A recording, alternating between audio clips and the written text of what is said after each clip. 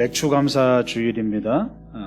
맥추감사 주일은 원래 구약 때 이제 보리를 수확하면서 하나님께 감사하던 절기인데, 오늘날 우리가 현대적인 개념으로 다시금 돌아보자면 이제 상반기를 6개월을 보내고 이 6개월 동안 지켜주신 주님 앞에 감사드리는 그런 날로 우리가 지킵니다. 그래서 우리가 한번 오늘 말씀을 통해서 지난 6개월 동안 하나님이 어떻게 나를 인도하셨는지를 돌아보면서 그렇게 함께 하나님께 진심의 감사를 드리는 그런 시간이 되었으면 좋겠습니다. 예. 오늘 말씀에 보면 구원받은 자들이 이제 각지에서 모여든다고 말씀하고 있죠. 그래서 여기저기서 사람들이 모여듭니다. 그래서 2절에 보면 여호와의 속량을 받은 자들은 이같이 말할지어다. 여호와께서 대적의 손에서 그들을 속량하사 동서남북 각 지방에서부터 모으셨도다 라고 말씀하고 있습니다. 그래서 이 107편 전체를 말씀을 보면 우리가 지금 읽은 것은 1절부터 9절까지 말씀이지만 오늘 전체적인 말씀을 보면 계속 반복이 됩니다. 근데 오늘 말씀의 107편 전체적으로 보면 광야에서 방황하는 사람들, 또 보이지 않는 그 사슬에 묶인 사람들, 또 죄악으로 고통받는 사람들, 또 바다에 떠 있는 배처럼 폭풍 같은 세상에서 위기에 빠진 사람들, 이들이 다 주님께 돌아와서 한 곳에 모인다고 이렇게 말씀하고 있습니다. 그러니까 다양한 모습으로 각자가 처해진 환경 가운데서 다양한 모습으로 고통을 받고 있는 거죠. 이게 바로 우리의 모습입니다. 그런데 그런 이들이 모인 곳이 바로 이 자리죠. 여러분들도 삶 가운데서 각자가 서로 다른 삶을 살아가면서 다른 고통 가운데서 애쓰면서 살아가다가 이 자리에 모입니다. 서로가 다양한 부분에서 다양한 고통 가운데서 애쓰고 노력하고 고뇌하다가 이 자리에 모여서 우리가 하나님을 예배하죠. 그런데 중요한 것은 오늘 3절 말씀에 보면 우리가 모인 것이 아니라 주께서 모으셨다고 말씀하고 있습니다.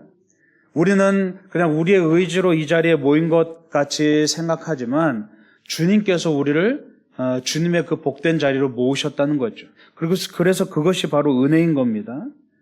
세상의 수많은 문제들 가운데서 이 자리에 모일 수 있다는 것 자체가 사실은 은혜인 거죠. 그래서 우리는 오늘 이 감사의 예배를 드리면서 지난 6개월 동안, 2026년 6개월 동안 하나님이 우리를 어떻게 지켜주시고 어떻게 품어주셨는지, 참 많은 다양한 일들도 있었고 많은 위기도 있었고 어려움도 있었지만 그럼에도 불구하고 우리가 이제 이 6개월을 지내고 나서 이 자리에 모여서 주님 앞에 예배 드릴 수 있다는 것 자체가 참 감사한 일입니다. 그리고 오늘 4절에 보면 그들이 광야 사막길에서 방황하며 거주할 성읍을 찾지 못하고 줄이고 목이 말라 그들의 영혼이 그들 안에서 피곤하였도다 라고 말씀하고 있습니다. 우리가 살아가는 가운데 우리의 바람이 있다면 사실은 뭐 더도 말고 덜도 말고 그냥 좀 편안하게 살았으면 좋겠다. 특별한 일 없이 어려움 없이 그냥 이렇게 물 흘러가는 대로 어제와 다름없이 그냥 살았으면 좋겠다. 그게 우리의 참 소박한 바람입니다. 그런데 우리 삶이 그렇게 흘러가지 않습니다. 어느 순간 갑자기 어려움이 찾아오고 어느 순간 갑자기 우리에게 위기가 찾아옵니다. 그래서 우리 삶이 참 피곤합니다. 우리가 하루 동안 열심히 일하고 집에 돌아왔을 때 피곤한 몸을 누이면서 푹 쉬고 싶은데 우리의 삶은 끊임없이 이 피곤함의 연속이죠. 그래서 오늘 말씀에도 우리가 이 광야 사막길에서 방황하고 거주할 성읍을 찾지 못하고 있다라고 그렇게 말씀하고 있습니다.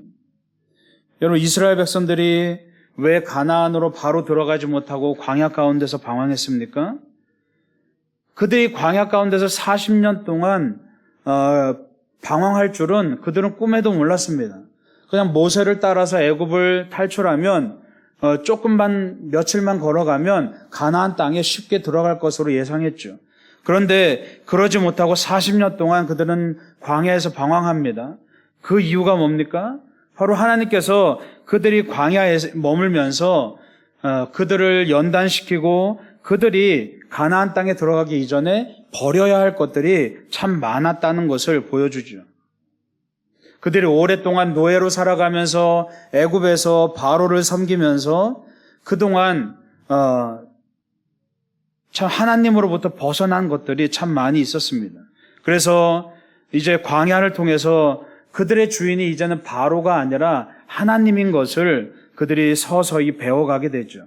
수많은 반역과 수많은 불순종과 수많은 죄악들을 끊임없이 반복하면서 그 가운데서 하나님이 그들을 때로는 벌을 주시기도 하고 때로는 야단치시기도 하고 때로는 위로하시기도 하고 때로는 많은 것들로 공급하시기도 하면서 그들이 서서히 이제는 내 주인이 바로가 아니라 하나님인 것을 서서히 몸소 깨닫도록 인도하십니다.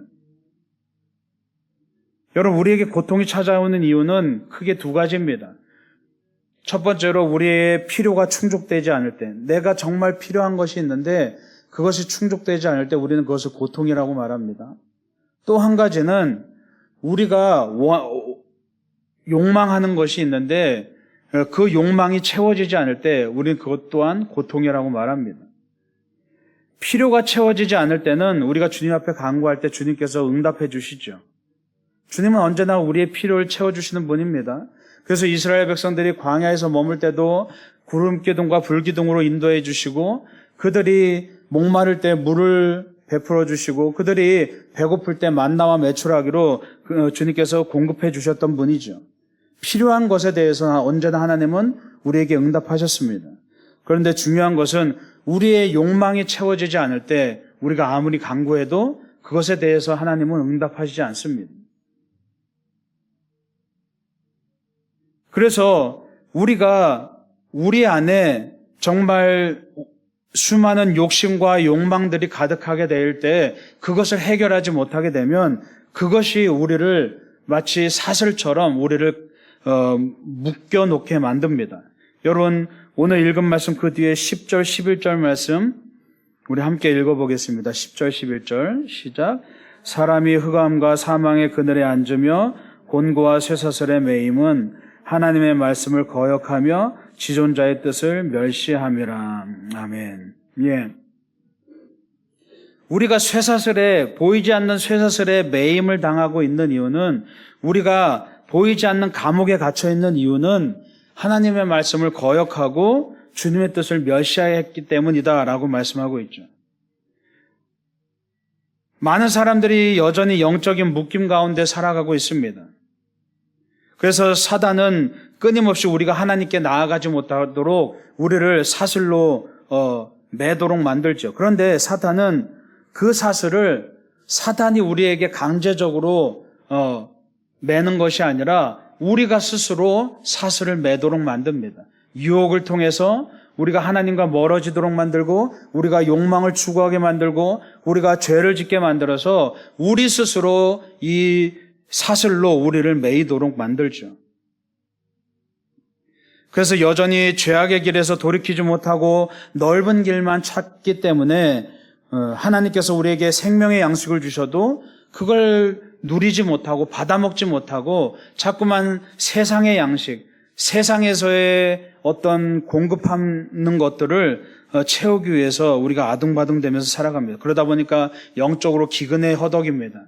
영적인 양식을 우리가 공급받지 못하기 때문에 육적으로는 뭔가 때깔이 좋은 듯하나 육적으로는 정말 좋아 보이는 모습으로 사는 듯하나 우리의 영은 기근 가운데 허덕이게 되죠.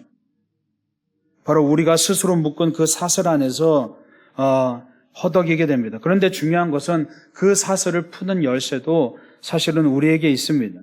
주님은 여전히 우리 문 앞에서 두드리고 계십니다. 우리에게 마음의 문을 열어달라고 두드리고 계십니다. 그런데 주님은 우리를 존중하시는 분이기 때문에 주님이 강제로 그 문을 열지 않으십니다. 우리가 스스로 우리 안에서 문을 열도록 만드시죠. 그래서 주님은 우리에게 힌트를 주십니다. 그게 바로 6절에 나와 있습니다. 우리 6절 말씀 함께 읽어보겠습니다. 시작. 이에 그들이 근심 중에 여호와께 부르짖음에 그들의 고통에서 건지시고. 아멘. 예, 우리가 이 사슬에서 벗어나서 우리가 이 끊임없이 반복되는 고통에서 벗어날 수 있는 방법은 바로 뭡니까? 부르짖는 겁니다. 그런데 주님께서는 우리가 부르짖게끔 하시기 위해서, 우리를 겸손하게 만드시기 위해서 때로는 우리에게 고통을 허락하십니다. 그런데 여러분, 고통이란 것은 그 고통 자체는 그냥 고통일 뿐입니다. 그런데 하나님께서는 그 고통을 오히려 기회로 만드시는 거죠. 그게 바로 우리에게 주시는 은혜입니다. 그래서 우리가 지혜로운 사람이란, 내게 고통이 임할 때 정말 우리가 지혜롭게 반응해야 됩니다. 내가 주어진 고통을 내 스스로 이겨내 보겠다고 아등바등 한다면 고통은 오히려 증가할 뿐입니다. 그런데 우리가 영적으로 왜 이 고통이 우리에게 찾아왔는지를 깨닫고 그 고통 가운데서 하나님께 부르짖으면 그때 비로소 그 고통이 우리에게 기회로 다가온다는 사실이죠. 우리가 세상에서 도움을 구하지 못하고 홀로 외롭게 버려졌다고 느낄 때 비로소 주님을 찾게 됩니다. 세상에서 내가 어느 정도 할 수 있다고 느낄 때, 내가 어느 정도 힘이 있다고 생각할 때 우리는 하나님을 잘 찾지 않죠. 내 힘으로 해보려고 애쓰고 노력합니다. 그리고 해보고 또 안 될 때 비로소 나라는 존재에 대해서 절망할 때, 내 안에서 아무런 희망을 찾지 못할 때, 그때 비로소 우리는 겸손하게 주님 앞에 나옵니다. 주님이 우리의 유일한 희망인 것을 발견할 때 주님 앞에 부르짖죠. 그때 비로소 주님께서 우리를 위해서 기쁘게 행하십니다. 그래서 우리가 분명히 기억해야 될 것은, 어찌 보면 우리가 기도한다는 것이 세상 사람들의 눈에 볼 때는 마치 현실을 도피하는 수단처럼 보일 수도 있습니다. 야, 저 사람은 열심히 노력해서 어떻게든 이 어려움을 극복해 나가고 이겨나야지, 맨날 왜 기도만 한다고 뭐가 달라져? 때로는 우리가 그렇게 생각할 수도 있죠. 또 그리고 얼핏 보면 맞는 말일 수도 있습니다. 우리가 기도만 한다고 달라지는 건 아니죠. 우리도 우리 안에서, 우리에게 주어진 역량 안에서 애를 써야 됩니다. 노력해야 됩니다. 그런데 중요한 것은, 그럼에도 불구하고 마지막에 다다랐을 때, 내 힘이 완전히 다 빠지고 내가 절망을 경험할 때 비로소 그 안에서 우리가 우리 앞에 놓여진 문제들을 해결할 수 있는 가장 유일한 방법은 결국은 기도라는 사실입니다. 오늘 말씀에 6절 말씀에 근심 중에 여호와께 부르짖음에 그들의 고통에서 건지셨다라고 말씀하고 있습니다. 결국은 우리가 부르짖고 주님 앞에 기도할 때 주님께서 우리를 위해서 일하신다는 사실이죠. 여러분 7절의 말씀에 뭐라고 말씀합니까? 7절 함께 읽어보겠습니다. 시작. 또 바른 길로 인도하사 거주할 성읍에 이르게 하셨도다. 아멘. 우리가 주님을 부르짖으면 뭐 딴 거 하라는 게 아니라 주님이 원하시는 것은 뭡니까? 주님을 부르짖으라는 겁니다. 부르짖으면 고통에서 건지실 뿐만이 아니라 바른 길로 인도하셔서 거주할 성읍에 이르게 하신다라고 말씀하고 있습니다. 그러니까 여러분, 이스라엘 백성들이 가나안 땅에 들어가기 위해서 그들이 해야 했던 건 뭡니까? 다른 게 아니라 주님을 부르짖는 것이었습니다. 그거 하나면 그들은 사실은 가나안 땅으로 쉽게 들어갈 수 있었죠. 그런데 40년 동안 그걸 잘 못했던 겁니다. 그래서 여러분, 우리가 흔히 생각할 때 주님께 부르짖는 것, 주님께 기도하는 것 쉽다고 생각하죠. 그래서 얼핏 보면 이 과정들이, 우리가 구원을 얻는 과정들이 참 쉬워 보입니다. 주님을 부르짖고 주님께 기도하면 주님께서 해결하시겠지, 참 간단해 보이죠. 그런데 이스라엘 백성들도 애굽에서 10가지 재앙의 기적을 경험하고 또 홍해의 기적을 경험한 그들도 부르짖는 것 하나 훈련하기 위해서, 기도하는 것 하나 몸에 배기 위해서 40년이 걸렸다는 얘기입니다. 참 쉽고도 어려운 일입니다. 우리가 기도한다고 하지만 정작 내 삶에서 기도하기가 참 어렵습니다.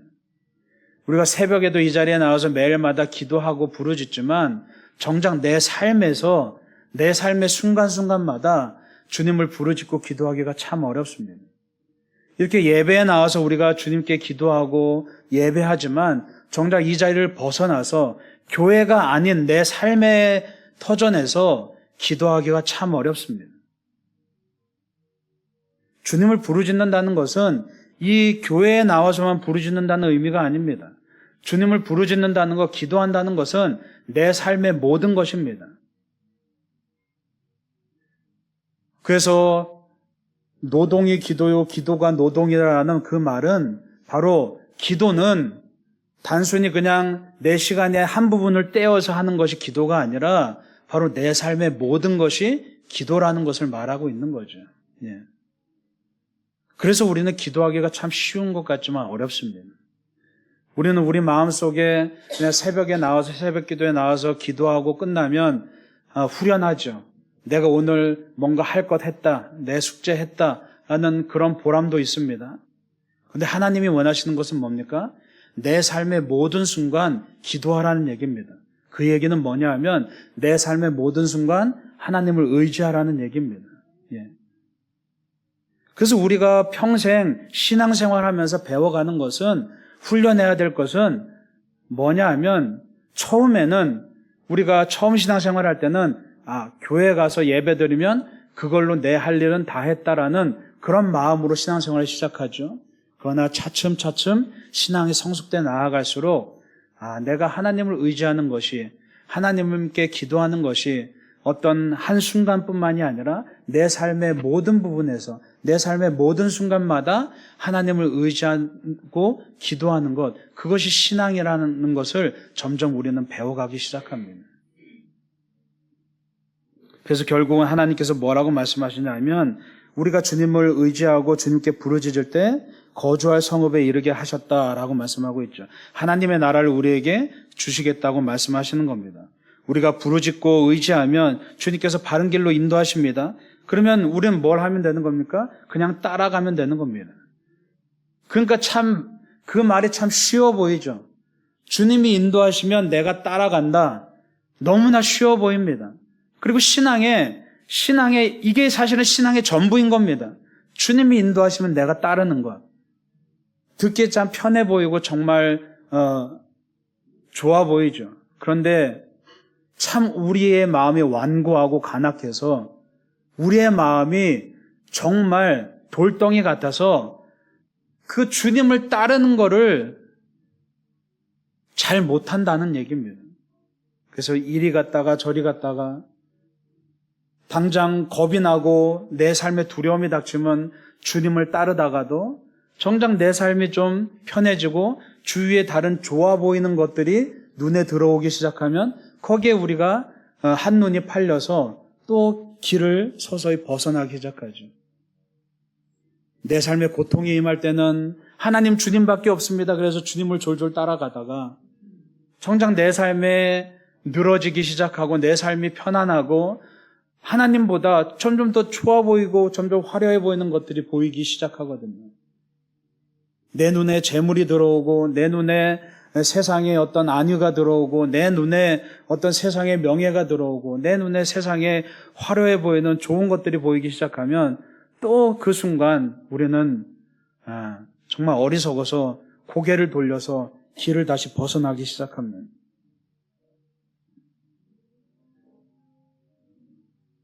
그런데 우리가 분명히 아는 것은 참 이론적으로는 간단한데 우리가 아는 것은 주님을 부르짖으면 주님께서 우리를 바른 길로 인도하시고 우리가 천국에서 주님과 함께 거할 수 있게 되는 건데 그거 하나를 우리가 하지 못하는 겁니다. 참 쉬워 보이는 그거 하나를 하지 못해서 우리가 평생 이렇게 아둥바둥대면서 살아갑니다. 근데 여러분, 내가 내 길을 찾으려고 하면 처음에는 좋아 보이지만 처음에는 뭔가 되는 것 같지만 사실은 우리는 깜깜한 어둠을 맞이합니다. 그래서 우리는 좀 신앙생활을 하면서 좀 단순하게 살아가야 될 필요가 있습니다. 복잡하게 생각하지 않고 그냥 단순하게 다른 거 바라보지 않고 주님만 따르겠습니다. 그러면 참 신앙이 쉬워집니다.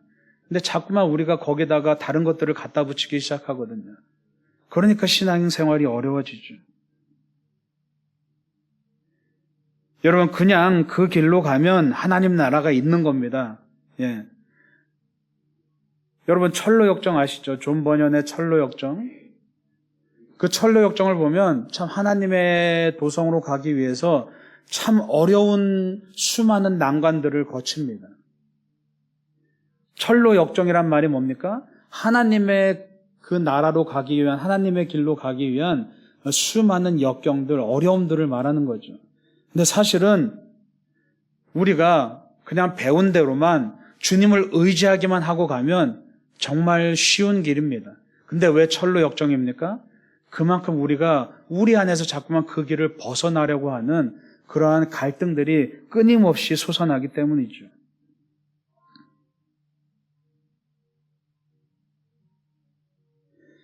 여러분, 사실 얼마나 쉬운 겁니까? 주님께서 우리에게 말씀하시는 것은 하나같이 나를 찾아, 나를 부르짖고 나를 의지해. 그러면 내가 너를 인도해서 하나님의 내 나라로 인도해 줄게. 내 나라로 들어가게 해 줄게. 얼마나 쉽습니까? 그게 바로 우리에게 찾아온 기적입니다. 여러분, 우리에게 찾아온 기적이 뭐 대단한 것이 아니라 정말 가장 큰 기적은 하나님이 먼저 우리에게 찾아오셔서 날 그냥 따라와. 그러면 천국에서 영원히 살게 해줄게. 이게 사실은 우리 인생에 행하신 기적이죠. 그래서 여러분, 오늘 8절에 뭐라고 말씀합니까? 8절 함께 읽어보겠습니다. 시작. 여호와의 인자하심과 인생에게 행하신 기적으로 말미암아 그를 찬송할지로다. 아멘. 예, 인생에게 행하신 기적으로 말미암아 찬송하라라고 말씀하십니다. 그리고 여호와의 인자하심으로 인자하심을 찬송하라고 말씀하고 있습니다. 여러분, 지나온 삶을 돌아보면 기적은 사실 항상 있어 왔습니다. 근데 우리 뇌리 속에 자꾸만 고정관념이 있죠. 기적이란 것은 특별하게 뭔가 병이 고쳐지거나 특별하게 뭔가 안 될 일이 되거나 그런 것들만을 기적이라고 여깁니다. 어떤 특별한 것들만 기적이라고 여깁니다. 여러분, 그러나 오늘 우리가 맥주감사 주일을 지키면서 지난 상반기 동안 6개월 동안 지내온 모습들을 한번 돌아보시기 바랍니다. 그리고 그뿐만 아니라 여러분이 평생 지금까지 살아온 동안 어떻게 하나님이 행하셨는지를 한번 돌아보시기 바랍니다. 기적은 항상 있어 왔습니다. 오늘 뭐라고 말씀하고 있냐면 그냥 기적이 아니라 인생에게 행하신 기적이라고 말씀하고 있습니다. 그 얘기는 뭡니까? 내 삶의 어떤 특별한 순간만 기적을 행하신 것이 아니라 내 인생 모든 순간순간마다 기적을 행하셨다는 말씀입니다. 결국 우리는 시간이 지나고 나중에 뒤를 돌아볼 때 그때서야 모든 것들이 기적이었구나라는 것을 깨닫죠. 그래서 하나님의 기적은 어떤 일회성이거나 어떤 특별한 한 사건이 아니라 하나님의 기적은 우리 인생에게, 우리 인생 전체에 모든 것이 다 기적이었다는 것을 여러분 기억하시기 바랍니다. 우리가 돌아보면 어떤 특별한 일만이 아니라 아무것도 없는, 전혀 나를 방어할 수 없는, 아무런 힘도 없는 무력한 그런 갓난 아기로 태어나서 지금까지 우리가 많은 것들을 이루어오고 한 가정을 꾸리기도 하고 또 세상에서 사회적으로 또 내가 한 위치를 차지하고 또 자손들이 이렇게 생겨나게 되고 이 모든 것들이 사실은 하나님의 기적이 한순간도 멈췄다면 우리는 이것이 불가능했다는 사실이죠. 여러분, 우리가 생각을 좀 바꿔야 될 필요가 있습니다. 특별한 일만 기적이 아니라 지금까지 살아온 것 자체가 기적이라는 사실입니다. 그래서 주님은 언제나 우리와 함께 하셨다는 거죠. 여러분이 만약에 기적이란 것이 어떤 특별한 한 순간을 기적이라고 생각한다면 그것은 여러분 하나님을 자꾸만 제한하는 겁니다. 왜요? 하나님은 특별히 어떤 한 순간에만 나를 만나주시는 분이야, 이렇게 착각하게 되죠. 그러나 오늘 말씀 인생에게 행하신 기적이란 건 뭡니까? 하나님이 내 인생의 모든 순간순간마다 언제나 하나님이 나와 함께 하셨다는 것을 말하는 겁니다. 그러니까 여러분의 인생 자체가 기적인 겁니다. 예. 그래서 복음을 전할 때도 우리가 주위에 여러분 가족이나 이웃들에게 복음을 전할 때도 우리는 흔히 뭘 얘기합니까? 주로 이제 간증을 많이 하죠. 그죠? 뭐 전도 집회나 이럴 때도 간증을 많이 합니다. 어떤 특별하게 뭔가 특별한 기적이 일어나는 것들을 우리 많이 이야기하면서 복음을 전하죠. 근데 여러분, 사실은 진짜 기적은 여러분 한 사람의 삶 그 자체가 사실은 기적이라는 사실입니다. 그래서 우리는 삶으로 전도하는 겁니다. 삶으로 복음을 전하는 겁니다. 왜냐하면 내가 복음 덩어리인 겁니다. 예. 여러분 스스로가 복음 덩어리인 것을 여러분 기억하시기 바랍니다. 예. 여러분 9절에 뭐라고 말씀합니까? 9절 함께 읽어보겠습니다. 시작. 그가 사모하는 영혼에게 만족을 주시며 줄인 영혼에게 좋은 것으로 채워주심이로다. 아멘. 우리가 늘상 주님 앞에 간구하는 것은 어떤 겁니까? 하나님 나를 축복해 주십시오 하면서 우리는 뭐 재물의 복도 이야기하고 건강의 복도 이야기하고 또 뭐 자녀의 복도 이야기하고 다양한 내가 생각하는 복도를 이야기합니다. 그런데 오늘 말씀에 뭐라고 말씀하고 있냐면 영혼에게 만족을 주시며 줄인 영혼에게 좋은 것으로 채워주십니다 라고 말씀하고 있죠. 우리가 하나님을 찬양해야 될 가장 첫 번째 이유는 내가 생각하는 그런 복들이 아니라 가장 먼저 우리에게 영혼의 복을 주신 것에 대해서 우리는 찬양해야 된다고 말씀하고 있는 겁니다. 왜 그렇습니까? 요한 3서 1장 2절에 우리가 잘 아는 말씀, 사랑하는 자 내 영혼이 잘된과 같이 내 범사가 잘되고 강건하기를 내가 간구하노라 라고 고백했던 그 사도 요한의 고백처럼 우리의 범사가 잘돼야 영혼이 잘되는 것이 아닙니다.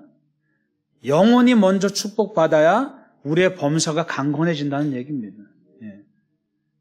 그래서 우리의 기도의 첫 번째 간구의 제목은 다른 것들이 아니라 하나님 내가 먼저 내 영혼이 주님 앞에 축복받는 영혼 되게 해주십시오. 그래야 다른 것들이 다 채워진다는 사실이죠. 영혼의 축복이 모든 것을 바꿔놓습니다.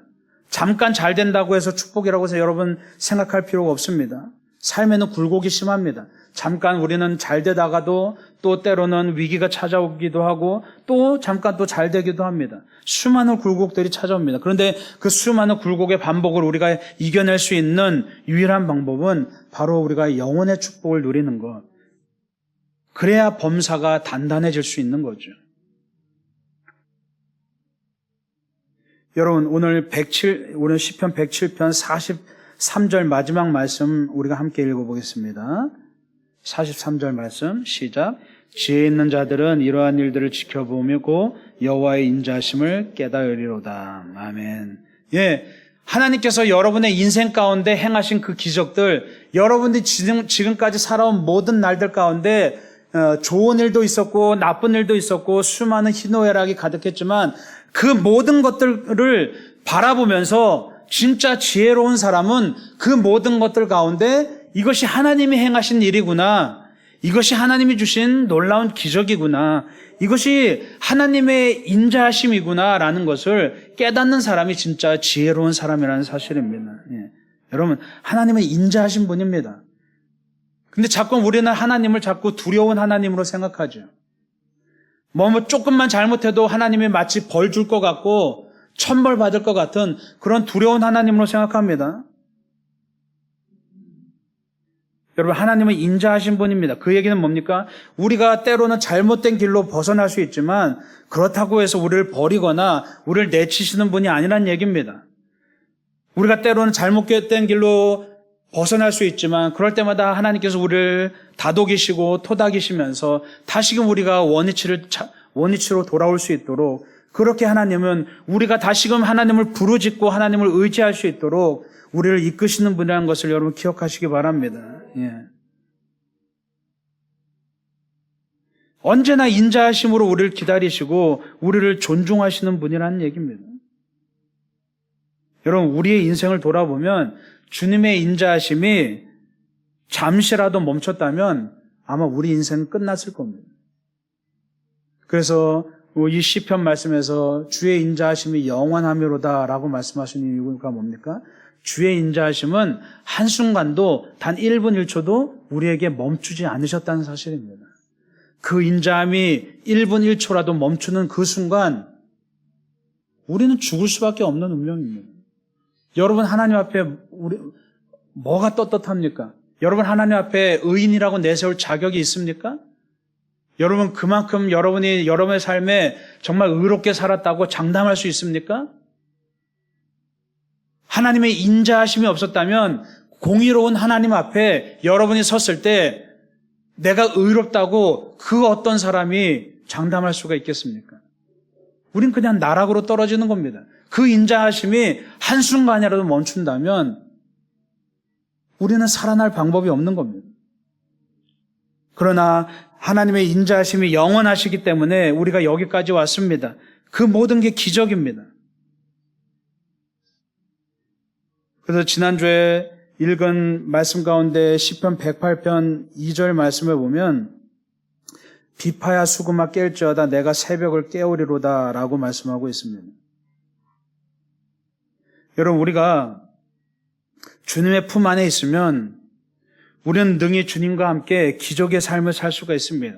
새벽을 깨우리로다 이 말은 뭐냐 하면 여러분 사실은 새벽이 우리를 깨우는 겁니다. 그렇죠? 새벽이 되고 이제 아침이 밝아오면 새벽이 우리를 깨우죠. 일어날 때가 되었구나. 환경에 의해서 우리가 움직입니다. 그런데 오늘 말씀은 뭡니까? 내가 새벽을 깨우리로다. 주체가 새벽이 아니라 내가 되는 겁니다. 새벽이란 가장 어두운 시간을 말합니다. 그런데 내가 그 새벽을 깨트리겠다고 말하는 겁니다. 내가 주님과 함께 동행하면 이제 내 환경이 나를 지배하는 것이 아니라 내가 환경을 지배하면서 주님과 함께 담대하게 그 어떤 장애물과 그 어떤 위기와 환경이 우리를 막아선다 할지라도 우리가 능히 그 환경들을 깨트리고 승리할 수 있겠다는 것을 말씀하고 있는 거죠.